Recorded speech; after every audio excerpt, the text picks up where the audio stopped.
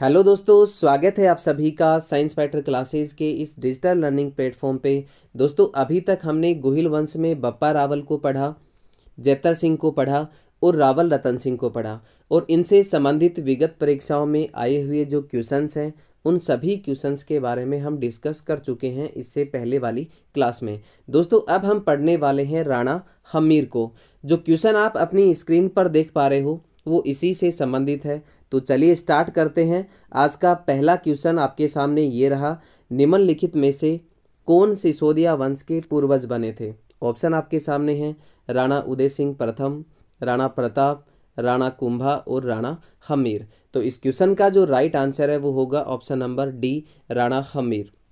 हम पढ़ चुके हैं कि रावल शाखा का जो अंतिम शासक होता है वो कौन होता है? रावल रतन सिंह। वेरी इंपॉर्टेंट, हम पहले इसके बारे में डिस्कस कर चुके हैं कि रावल शाखा का जो अंतिम शासक है वो कौन होता है? रावल रतन सिंह होता है। सिसोदिया, अब यहाँ से आगे की हम बात करें, रावल शाखा के आगे स्टार्ट होती है आपकी सिसोदिया शाखा या फिर राणा शाखा। और राणा शाखा के पूर्वज यानी कि मूल पुरुष किसे माना जाता है? राणा हमीर को माना जाता है। तो इस प्रकार से इस क्वेश्चन का राइट आंसर होता है option number D, Rana Hamir. तो चलिए हमीर के बारे में हम थोड़ा सा विस्तार से डिस्कस करते हैं, पढ़ते हैं। अब तक जितने भी राजा हमने पढ़े उनके नाम के आगे आपने देखा होगा क्या लगता है? रावल लगता है। लेकिन रावल रतन सिंह के बाद जितने भी राजा हम पढ़ेंगे आज़ादी तक, उनके नाम के आगे राणा लगेगा। क्या लगेगा? राणा लगेगा। मतलब राणा लगेगा, इसका मतलब क्या है कि ये सभी किस शाखा से संबंधित हैं? सिसोदिया शाखा से संबंधित हैं। लेकिन रावल और राणा शाखा कैसे बनती है इसके बारे में हम थोड़ा सा देख लेते हैं। कहते हैं कि बप्पा रावल के बाद लगभग 12वीं शताब्दी में मेवाड़ के एक राजा हुआ करते थे जिनका नाम था रण सिंह। वेरी इंपॉर्टेंट बात मैं आपको यहाँ पे बताने वाला हूँ। 12वीं शताब्दी की बात मैं यहाँ पे कर रहा हूँ। राजा हुए थे मेवाड़ के बप्पा रावल के बाद जिनका नाम था रण सिंह। लगभग 1158 ईस्वी की बात है। कब की बात है? 1158 ईस्वी की। और 1158 ईस्वी में रण सिंह मेवाड़ के राजा बनते हैं, जिनका एक और नाम मिलता है करण सिंह भी कहा जाता है। इनको क्या कहा जाता है? करण सिंह। और इनके दो पुत्र थे, एक का नाम था छेम सिंह। एक पुत्र का नाम क्या था? छेम सिंह या फिर छेमकरण। किनके पुत्र थे? रण सिंह के पुत्र थे। छेम सिंह जिसने रावल शाखा की स्थापना की मेवाड़ में, और छेम सिंह के जो उत्तराधिकारी हुए वो ही मेवाड़ के क्या बनते हैं? राजा बनते हैं। दूसरा पुत्र था राहब। दूसरे पुत्र का नाम क्या था? रण सिंह के दूसरे पुत्र का नाम था राहब। राहब की हम बात करें तो राहब ने सिसोदिया, राहब जो है वो सिसोदिया ठिकाने का ठिकानेदार बनता है और इसने राणा शाखा की स्थापना की। तो रण सिंह के दो पुत्र थे, एक था छेम सिंह जिसने रावल शाखा की स्थापना की मेवाड़ में, और राहब ने किसकी स्थापना की? राणा शाखा की स्थापना की। तो याद रखें, राणा हमीर राहब का ही वंशज है। किसका वंशज है? राहब का वंशज है राणा हमीर, यानी राणा शाखा का है। और सिसोदा के ठिकानेदार होने के कारण ये क्या कहलाए? सिसोदिया कहलाए। वेरी इंपॉर्टेंट बात मैंने यहाँ पे आपको बताई है, आप साथ साथ नोट करते जाएं। राहब के वंशज हैं राणा हमीर, और सिसोदा ठिकाने के जागीरदार या ठिकानेदार होने के कारण हम इन्हें क्या कहते हैं? सिसोदिया कहते हैं, या फिर ये क्या कहलाए? सिसोदिया कहलाए। राणा हमीर के शासनकाल की हम बात करें तो देखिए, राणा हमीर का जो शासनकाल है वो होता है 1326 से लेकर के 1364 तक। हमीर जो है वो मेवाड़ पे शासन करते हैं। दोस्तों, राणा हमीर ने 1326 ईस्वी में चित्तौड़ पर अधिकार किया और गुहिल वंश की पुनः स्थापना की। वेरी इंपॉर्टेंट, गुहिल वंश की मेवाड़ पर पुनः स्थापना कौन करता है? राणा हमीर करता है। कब करता है? 1326 ईस्वी में चित्तौड़ पे अधिकार करता है और गुहिल वंश की पुनः स्थापना करता है। इसके अलावा हम राणा हमीर की बात करें तो इसे क्या कहा जाता है? मेवाड़ का उद्धारक। राणा हमीर को क्या कहा जाता है? मेवाड़ का उद्धारक कहा जाता है। किसे? राणा हमीर को। आप साथ साथ नोट करते जाएं। कहते हैं कि राणा हमीर ने चित्तौड़ में अन्नपूर्णा माता का मंदिर बनवाया था। कौन सी माता का मंदिर बनवाया था राणा हमीर ने? अन्नपूर्णा माता का जो मंदिर है चित्तौड़ में, किसके द्वारा बनवाया गया? राणा हमीर के द्वारा बनवाया गया। और इसी के समय दिल्ली में शासक हुआ करते थे मोहम्मद बिन तुगलक। राणा हमीर के समय दिल्ली का शासक कौन था?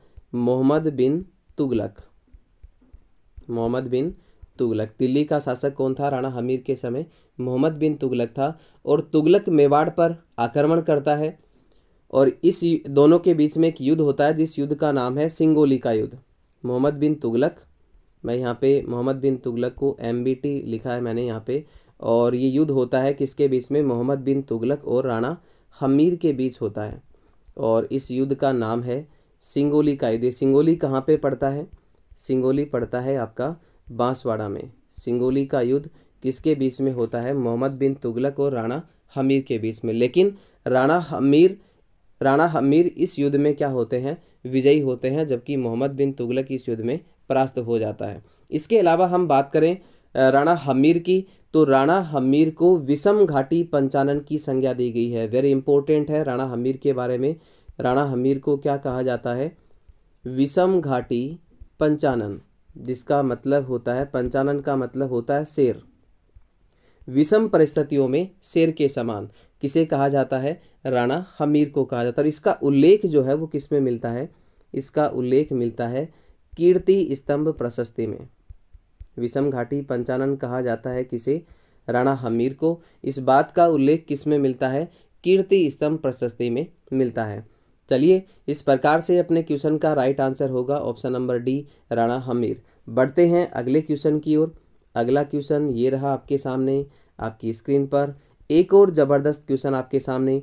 किस मेवाड़ शासक के समय जावर की खानों में चांदी की प्राप्ति हुई थी? ऑप्शन आपके सामने हैं महाराणा लाखा, महाराणा मोकल, राणा हमीर और राणा छेतर सिंह। इस क्वेश्चन का राइट आंसर होगा ऑप्शन नंबर ए, महाराणा लाखा। इसका मतलब हम किसको पढ़ने वाले हैं? महाराणा लाखा को पढ़ने वाले हैं। तो चलिए, लाखा के बारे में हम विस्तार से यहाँ पे डिस्कस करते हैं। लाखा से पहले मेवाड़ का शासक हुआ था राणा खेता। देखिए, लाखा से पहले एक शासक और हुआ था जिसका नाम था राणा खेता। ये भी राणा शाखा का ही था, राणा शाखा का ही शासक है राणा खेता भी। तो लाखा से पहले शासक कौन हुआ? राणा खेता। खेता ने बूंदी के किले को जीतने का प्रयास किया, लेकिन खेता इस युद्ध में परास्त हो जाता है और वीर गति को प्राप्त होता है। लेकिन लाखा के मन में ये जिज्ञासा उठती है, या फिर मैं ये कहूँ लाखा के मन में ये विचार आता है कि खेता बूंदी के किले को नहीं जीत पाया, लेकिन मैं इस किले को जरूर जीत लूँगा। तो राणा लाखा क्या करते हैं? सबसे पहले एक नकली किला बनाते हैं बूंदी का और उसे जीतने का प्रयास करते हैं। लेकिन इस किले की रक्षा के लिए भी वहाँ के हाडा शासक, जिसका नाम मिलता है कुंभा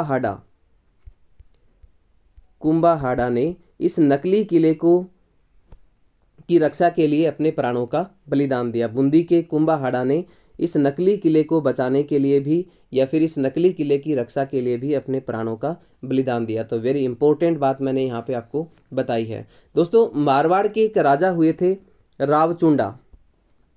मारवाड़ के राजा थे जिनका नाम क्या था? रावचुंडा। और इनके एक पुत्री थी जिसका नाम था हंसाबाई। आप सभी जानते हो इनकी पुत्री का नाम क्या था? हंसाबाई। इनके एक पुत्र भी था जिसका नाम था रणमल। क्या नाम था? रणमल। रावचुंडा के दो संतान थी, एक हंसाबाई और दूसरा कौन था? राव रणमल। हंसाबाई का जो विवाह है वो राणा लाखा के पुत्र चुंडा से होना था। राणा लाखा का एक पुत्र था जिसका नाम था राणा चुंडा। इसका नाम भी क्या मिलता है? राणा चुंडा मिलता है। ये लाखा का पुत्र है और ये रणमल का पिता है। तो यहाँ पे हंसाबाई की हम बात करें तो हंसाबाई का जो विवाह है वो किससे होना था? राणा चुंडा से होना था। लेकिन परिस्थितिवश ये जो विवाह है वो लाखा के साथ तय होता है और इसकी शर्त ये रखी जाती है कि मेवाड़ का जो उत्तराधिकारी होगा वो कौन होगा? हंसाबाई का पुत्र होगा। और ये विवाह किसके साथ संपन्न हो जाता है? राणा लाखा के साथ संपन्न हो जाता है। और इस वजह से राणा लाखा का जो योग्य पुत्र चुंडा है उसको राज्य अधिकार से वंचित होना पड़ता है। इसी कारण चुंडा को राजस्थान का भीष्म पितामह कहा जाता है। वेरी इंपॉर्टेंट, किसे कहा जाता है? राजस्थान का भीष्म पितामह राणा चुंडा को राजस्थान का भीष्म पितामह कहा जाता है। दोस्तों लाखा के समय ही जावर खान खोजी जाती है या जावर खान निकल आती है, जिसमें सोना और चांदी बहुत अधिक मात्रा में निकलने लगता है। इसका मतलब मेवाड़ की अर्थव्यवस्था भी क्या होती है, वृद्धि होती है। और इसी के समय में एक बंजारे ने पिछोला झील का निर्माण करवाया। कौन सी झील का निर्माण करवाया? पिछोला झील का निर्माण जो है वो राणा लाखा के समय में ही करवाया जाता है। किसके द्वारा? एक बंजारे के द्वारा। तो ये सारी बातें इंपॉर्टेंट है, आप साथ साथ इनको नोट करते जाएं। आने वाले एग्ज़ाम के, आगामी एग्ज़ाम के लिए काफ़ी इम्पोर्टेंट आपके लिए रहेंगे। इसके अलावा हम बात करें तो आप यहाँ से याद रख सकते हैं, इसके 2 दरबारी संगीतज्ञ हैं जो काफ़ी बार एग्ज़ाम में पूछे जाते हैं, और उनका नाम है, एक का नाम है झोटिंग भट्ट। क्या नाम है दोस्तों? झोटिंग भट्ट। ये किसके दरबारी संगीतज्ञ हैं? राणा लाखा के दरबारी संगीतज्ञ हैं। एक का नाम मिलता है झोटिंग भट्ट और एक है आपका धनेश्वर भट्ट। एक का नाम क्या है? धनेश्वर भट्ट। ये किसके दरबारी संगीतज्ञ हैं? राणा लाखा के। लाखा के बाद मेवाड़ का शर्त के अनुसार अभी हमने पढ़ा कि हंसाबाई का विवाह लाखा से इस शर्त पे किया गया कि इनका जो, इनसे होने वाली जो संतान है वो ही मेवाड़ का आगे जाकर के उत्तराधिकारी बनेगा। और इनकी संतान होती है मोकल। इनकी संतान कौन होती है? हंसाबाई। और लाखा की संतान कौन होती है? राणा मोकल। तो आगे लाखा के बाद हम बात करें तो लाखा के बाद शासक कौन बनता है? महाराणा मोकल बनता है। इसका जो शासनकाल है वो 1421 से लेकर के 1433 तक। कब तक शासन करता है महाराणा मोकल? 1433 तक। लेकिन 1433 ईस्वी में मोकल की हत्या कर दी जाती है। कहाँ पे? जिलवाड़ा में। वेरी इंपॉर्टेंट है, मोकल की हत्या कर दी जाती है कहाँ पे? जिलवाड़ा नामक स्थान पे। किसके द्वारा की जाती है? चाचा और मेरा, ये 2 राजपूत सरदार हैं जिन्होंने महपा पंवार के साथ मिलकर के, किसके साथ मिलकर के? महपा पंवार के साथ मिलकर के मोकल की हत्या कर देते हैं। और याद रखें मोकल के दरबार में भी 2 एक बहुत ही शानदार दरबारी संगीतज्ञ हुए हैं जिनका नाम है, एक का नाम है विष्णु भट्ट। ये किसके दरबारी संगीतज्ञ हैं? ये है महाराणा मोकल के। एक का नाम है आपका विष्णु भट्ट और दूसरे का नाम है योगेश्वर भट्ट। योगेश्वर भट्ट ये किसके दरबारी संगीतज्ञ हैं? महाराणा मोकल के दरबारी संगीतज्ञ। जबकि राणा लाखा के दरबारी संगीतज्ञ कौन से हैं? झोटिंग भट्ट और दूसरा है आपका धनेश्वर भट्ट। इस प्रकार से इस क्वेश्चन का राइट आंसर होता है ऑप्शन नंबर ए, महाराणा लाखा। महाराणा लाखा के बारे में हमने विस्तार से चर्चा की। अब बढ़ते हैं अगले क्वेश्चन की ओर। अगला क्वेश्चन आपके सामने, आपकी स्क्रीन पर एक और ज़बरदस्त क्वेश्चन आपके सामने। उस व्यक्तित्व का नाम बताइए जो कि अभिनव भट्टाचार्य के नाम से भी जाना जाता है। आप सभी जानते हैं इस क्वेश्चन का राइट आंसर क्या होगा। ऑप्शन आपके सामने हैं, महाराजा जसवंत सिंह द्वितीय, महाराणा कुंभा, महाराणा प्रताप और नागभट्ट प्रथम। दोस्तों इस क्वेश्चन का राइट आंसर होगा option number B, Maharana Kumbha. तो चलिए महाराणा कुंभा के बारे में थोड़ी सी विस्तार से चर्चा हम कर लेते हैं। यहाँ पे पहले हम बात करेंगे महाराणा कुंभा के शासनकाल की। तो मोकल के बाद उनका पुत्र महाराणा कुंभा जो है वो मेवाड़ का शासक बनता है। और कब बनता है? 1433 ईस्वी में मेवाड़ का शासक बनता है। कौन? 1433 ईस्वी में महाराणा कुंभा। और कब तक इसका शासनकाल रहता है? 1468 ईस्वी से 68 ईस्वी तक। इसका मतलब महाराणा कुंभा का जो शासनकाल है वो 1433 से लेकर के कब तक है? 1468 ईस्वी तक। तो यहाँ पे हम बात करें मोकल के बाद मेवाड़ का शासक कौन बना? महाराणा कुंभा। और कुंभा ने चित्तौड़ एवं कुंभलगढ़ को अपनी शक्ति का केंद्र बनाया। वेरी इंपॉर्टेंट है, महाराणा कुंभा ने अपनी शक्ति का जो केंद्र है वो किसे बनाया? चित्तौड़ और कुंभलगढ़ को। वेरी इंपॉर्टेंट, एक बनाया किसको? चित्तौड़ और कुंभलगढ़ को अपनी शक्ति का मुख्य केंद्र बनाया था। किसने? महाराणा कुंभा ने। इसके अलावा हम बात करें तो कुंभा का एक युद्ध है जो बहुत ही इंपॉर्टेंट है, काफ़ी बार एग्जाम में पूछा जाता है। 1437 में एक युद्ध होता है जिसका नाम है सारंगपुर का युद्ध। वेरी इंपॉर्टेंट, सारंगपुर का युद्ध। और ये युद्ध किसके बीच में होता है? ये युद्ध होता है दोस्तों मालवा का एक शासक है जिसका नाम है महमूद खिलजी। महमूद खिलजी और सामने कौन होता है, महाराणा कुंभा। तो ये युद्ध जो है वो किसके बीच में होता है, महाराणा कुंभा और महमूद खिलजी के मध्य होता है। लेकिन महमूद खिलजी इस युद्ध में परास्त हो जाता है और इस विजय के उपलक्ष्य में महाराणा कुंभा इस युद्ध में विजयी होते हैं। इस विजय के उपलक्ष्य में या इस जीत की खुशी में महाराणा कुंभा चित्तौड़ में किसका निर्माण करवाते हैं, विजय स्तंभ का निर्माण करवाते हैं। वेरी इंपॉर्टेंट, किसका निर्माण करवाते हैं, विजय स्तंभ का निर्माण किसके द्वारा करवाया जाता है, महाराणा कुंभा के द्वारा। कब करवाया जाता है, इसका निर्माण काल की हम बात करें तो 1440 में इसको स्टार्ट किया जाता है और ये कब पूरा होता है, 1448 में ये क्या होता है, इसका निर्माण कार्य समाप्त होता है। इसके वास्तुकार की हम बात करें तो इसका जो वास्तुकार है वो कौन है, जेता। इसके वास्तुकार कौन है, जेता है।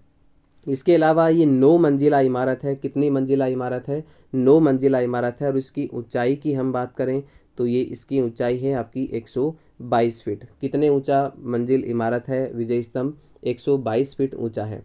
यहाँ पे हम आगे बात करें, विजय स्तंभ जो है वो किसको समर्पित है, तो ये भगवान विष्णु को समर्पित है। वेरी इंपॉर्टेंट है, किसे समर्पित है विजय स्तंभ, भगवान विष्णु को समर्पित है। आप साथ साथ इनको नोट करते जाएं कि विजय स्तंभ जो है वो किसे समर्पित है, भगवान विष्णु को समर्पित है। इसके अलावा ये जो विजय स्तंभ है इसकी तीसरी मंजिल पर 9 बार क्या लिखा हुआ है, 9 बार अल्लाह खुदा हुआ है। वेरी इंपॉर्टेंट है। और ये कौन सी मंजिल पे खुदा हुआ है, कौन सी मंजिल पे लिखा हुआ है, तीसरी मंजिल पे लिखा हुआ है। जबकि 5वीं मंजिल की हम बात करें तो 5वीं मंजिल पे वास्तुकारों का नाम लिखा है। इसके अलावा बहुत ही शानदार बात मैं आपको यहाँ पे बताने वाला हूँ, इसकी जो 9वीं मंजिल है, विजय स्तंभ की जो 9वीं मंजिल है, उस मंजिल पर राणा हमीर से लेकर के, वेरी इंपॉर्टेंट, कहाँ से लेकर के, राणा हमीर से लेकर के राणा कुंभा तक की जो वंशावली है, राणा कुंभा तक की जो वंशावली है वो उत्कीर्ण है इसकी 9वीं मंजिल पे। और 9वीं मंजिल पे एक चीज़ और, एक बात और उत्कीर्ण है और वो है आपका रानी पद्मिनी का जो नाम है वो किस मंजिल पे लिखा हुआ है, 9वीं मंजिल पे लिखा हुआ है। इस प्रकार से आपका विजय स्तंभ भी कंप्लीट होता है। इसके बाद हम बात करें चंपानेर की संधि। वेरी इंपॉर्टेंट, काफ़ी बार एग्जाम में पूछी गई है चंपानेर की संधि और ये होती है 1456 ईस्वी में। चंपानेर की जो संधि है, चंपानेर की जो संधि है वो कब होती है, 1456 ईस्वी में होती है। और ये किसके मध्य होती है, मालवा के महमूद खिलजी और गुजरात के कुतुबुद्दीन के बीच ये संधि होती है, चंपानेर की संधि। वेरी इंपॉर्टेंट, आप साथ साथ इसको नोट करते जाएं कि चंपानेर की जो संधि है वो किसके बीच में होती है, मालवा का शासक कौन था, महमूद खिलजी, जबकि सामने कौन था, गुजरात का शासक कौन था, कुतुबुद्दीन। दोनों के बीच चंपानेर की संधि होती है 1456 ईस्वी में। तो ये किन के बीच में होती है, मालवा और गुजरात के शासकों के बीच में। और इस संधि का जो लक्ष्य था वो क्या था, कुंभा को हराकर उसका राज्य आधा आधा बांटने के लिए संधि की जाती है। लेकिन उसके बाद 1456 के बाद 1457-58 की बात है, 1457-58 में ये आक्रमण करते हैं महाराणा कुंभा पे, लेकिन इनको सफलता नहीं मिलती है। इसके अलावा हम बात करें तो मेवाड़ के अंदर स्थापत्य कला का स्वर्ण काल माना जाता है महाराणा कुंभा के काल को। वेरी इंपॉर्टेंट है, मेवाड़ में, राजस्थान में स्थापत्य कला का जो स्वर्ण काल है मेवाड़ में, वो किसके काल को माना जाता है, महाराणा कुंभा के काल को। कवि श्यामल दास अपनी रचना वीर विनोद में लिखते हैं कि मेवाड़ के 84 दुर्गों में से, वेरी इंपॉर्टेंट है, मेवाड़ में कितने दुर्ग बताए हैं, 84 दुर्गों में से 32 का जो निर्माण है या फिर जीर्णोद्धार है वो किसके द्वारा करवाया गया, ये करवाया गया, किसके द्वारा करवाया गया, महाराणा कुंभा के द्वारा करवाया गया। और इस बात का उल्लेख किस में मिलता है, श्यामल दास की रचना वीर विनोद में इस बात का उल्लेख मिलता है। इसलिए महाराणा कुंभा के काल को मेवाड़ में स्थापत्य कला का स्वर्ण काल कहा जाता है। इसके अलावा कुंभलगढ़ दुर्ग का जो निर्माण है वो भी किसके द्वारा करवाया जाता है, महाराणा कुंभा के द्वारा करवाया जाता है। और इसके शिल्पी की या वास्तुकार की हम बात करें तो कुंभलगढ़ का जो वास्तुकार है वो कौन है, मंडन।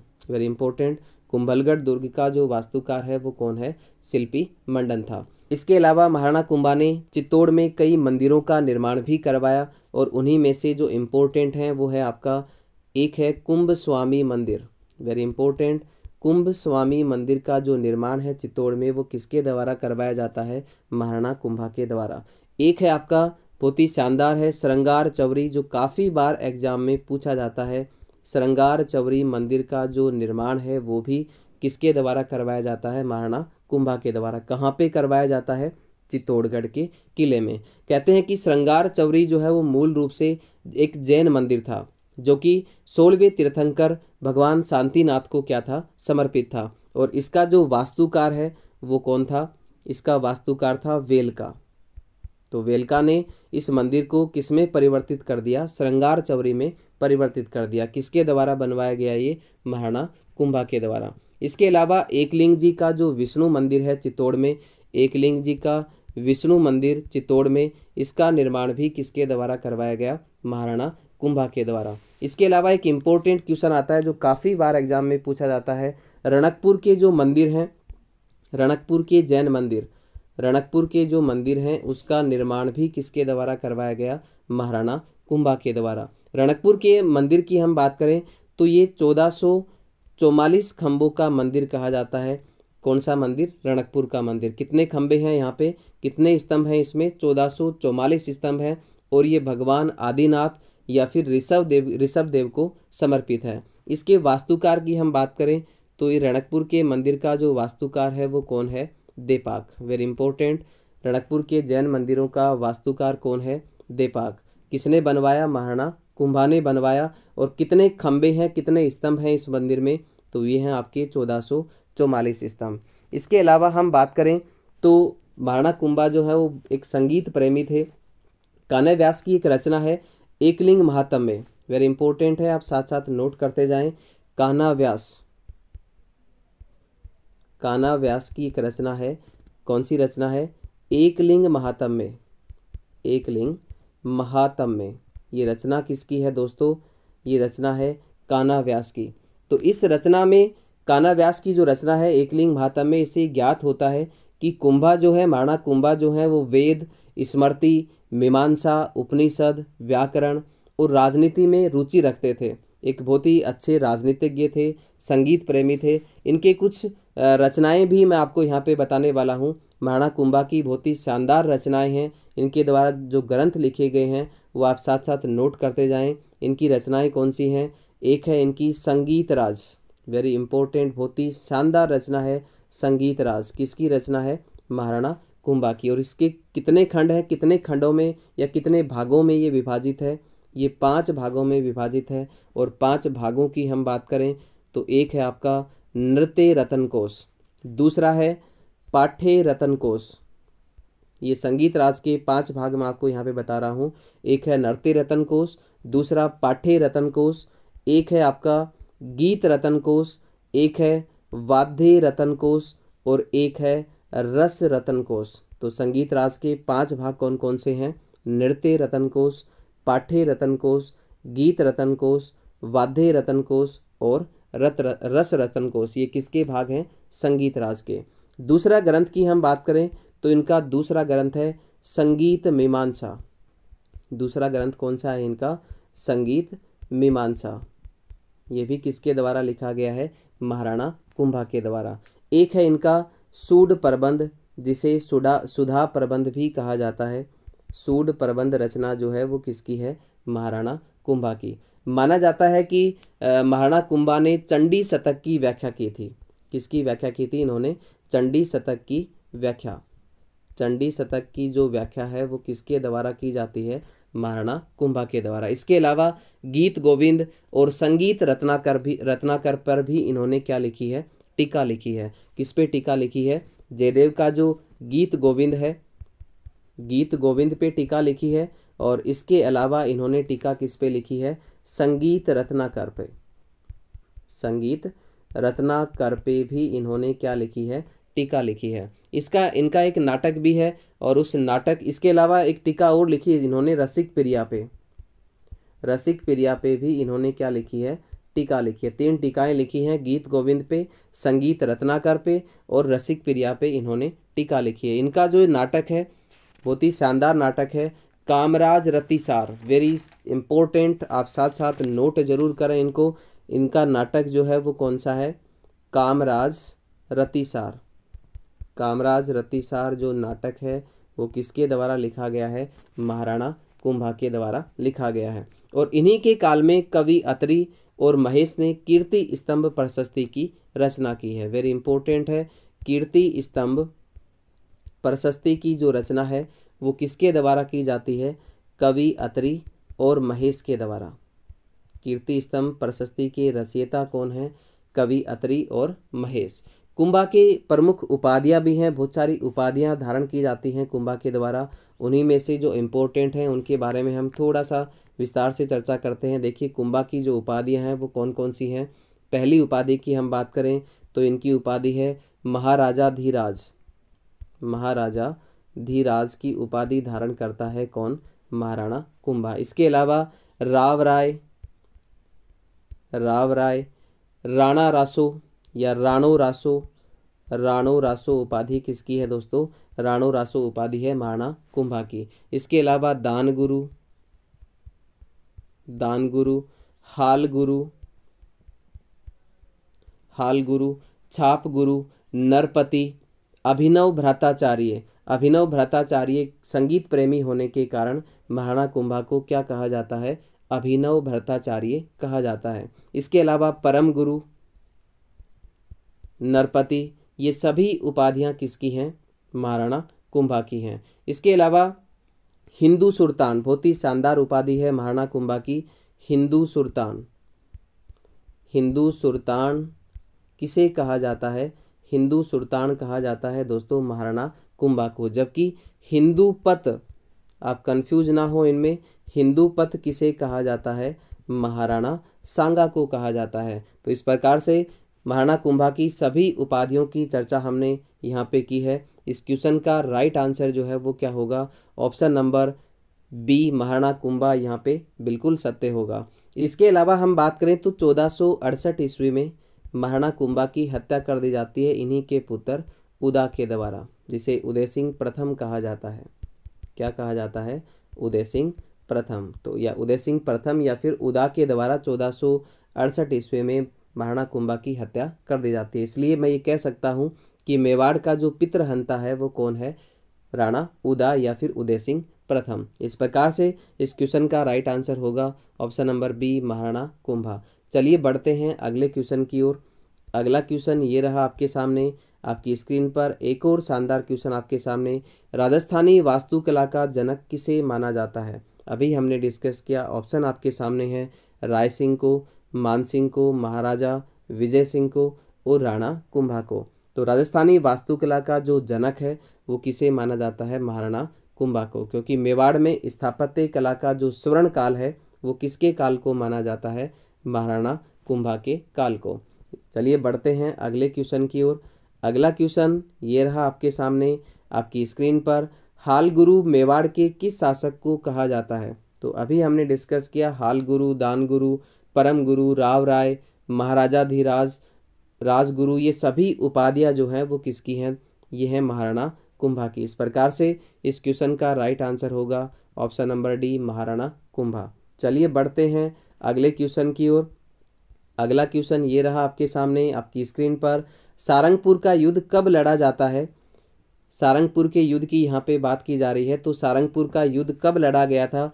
ऑप्शन आपके सामने है 1437 ईस्वी में, 1446 ईस्वी में, 1428 ईस्वी में और 1537 ईस्वी में। तो अभी हमने डिस्कस किया सारंगपुर का युद्ध जो है वो कब लड़ा जाता है? 1437 ईस्वी में। ऑप्शन ए यहाँ पे बिल्कुल सत्य होगा। और ये किसके बीच में लड़ा जाता है? मालवा के शासक महमूद खिलजी और मेवाड़ के शासक महाराणा कुंभा के मध्य ये युद्ध लड़ा जाता है। इस प्रकार से इस क्वेश्चन का राइट आंसर होता है ऑप्शन नंबर ए, 1437। चलिए बढ़ते हैं अगले क्वेश्चन की ओर। अगला क्वेश्चन ये रहा आपके सामने, आपकी स्क्रीन पर। चंपानेर की संधि किन राज्यों के बीच हुई थी? ऑप्शन आपके सामने है मालवा और मेवाड़, मालवा और गुजरात, मेवाड़ और गुजरात, मेवाड़ और मारवाड़। तो इस क्वेश्चन का राइट आंसर होगा ऑप्शन नंबर बी, मालवा और गुजरात। चंपानेर की संधि कब होती है? 1456 ईस्वी में होती है। मालवा के शासक महमूद खिलजी और गुजरात के शासक थे कुतुबुद्दीन। दोनों के बीच में 1456 में चंपानेर की संधि होती है और ये तय होता है। संधि की शर्त क्या होती है कि दोनों आक्रमण करेंगे किस पे, महानाकुंभा पे, और उसको जीतकर उसका राज्य जो है वो आपस में आधा आधा बांट लेंगे। ये संधि जो है वो क्या कहलाती है, चंपानेर की संधि। कब होती है, 1456 में, मालवा और गुजरात राज्यों के बीच में। तो आज के लिए दोस्तों इतना ही। कल मिलते हैं कुछ और नए क्वेश्चंस के साथ। तब तक के लिए आप सभी साथियों का बहुत बहुत धन्यवाद। जय हिंद, जय भारत।